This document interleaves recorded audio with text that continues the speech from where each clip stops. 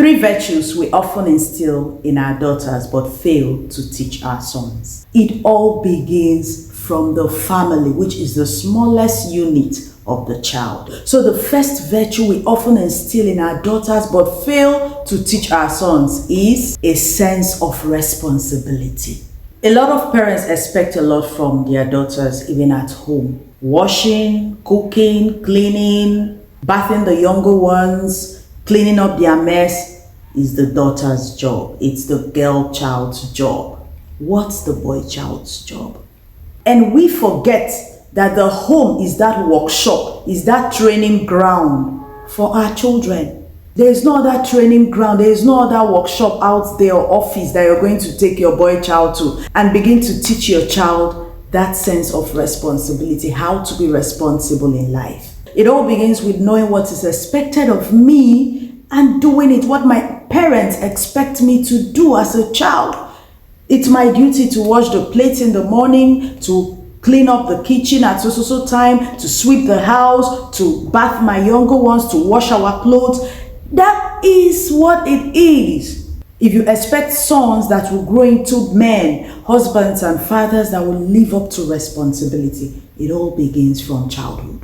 Don't be careless about them. When you're expecting all of that from your daughter, also do so to your son. Very important. Number 2, being morally upright. Oh, we all expect the girl child to know what is right and stand by it and do it. We all teach them how to close their legs, how not to be prostitutes, how to be faithful to their husbands, how to respect their husbands, how to be dutiful wives and great mothers to their children. Even in marriage, we expect women to be this, to be that, to be faithful, to stay no matter what. But is that also expected of the boy child, of the man? We all teach our daughters how to be sexually responsible, how not to be prostitutes. Do we want our sons not to patronize prostitutes? How many times do we tell them to be faithful? How many times do we teach them honesty? How many times do we frown when they fight? Or we say, that's the boy child, that's how they behave?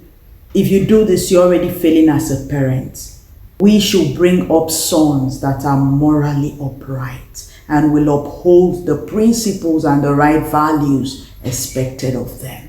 For your dry fishes, goat meat, cow head, etc. from the north, place your order. Details on the screen. Number 3, expression of emotions and feelings. Yes, it's normal for a girl child to talk, air her feelings, her thoughts, what's hurting her on the inside. But we don't encourage our boy child to speak out. When he's hurt and he's crying, you tell him, shut up. You're a boy. Boys don't cry. Why won't boys cry? Are they not human beings? How many times do you engage your sons in conversations? You notice most parents talk about anything with their daughters. You gist with your daughter, you play with your daughter. How many times do you do that with your sons? How many times do you tell your sons about what's bothering you? Because it all begins from there. When you share your concerns with your son, you will encourage them to also share theirs with you. So do not raise sons that become withdrawn. Encourage your sons to air their emotions and feelings whenever they need help, to run to you or anybody they know they will get the right help from. And if we continue not to encourage expression amongst our sons, we'll end up raising men that feel they know it all. Men that feel they should not consult people that know better for advice in their relationships, in their marriages, in their careers.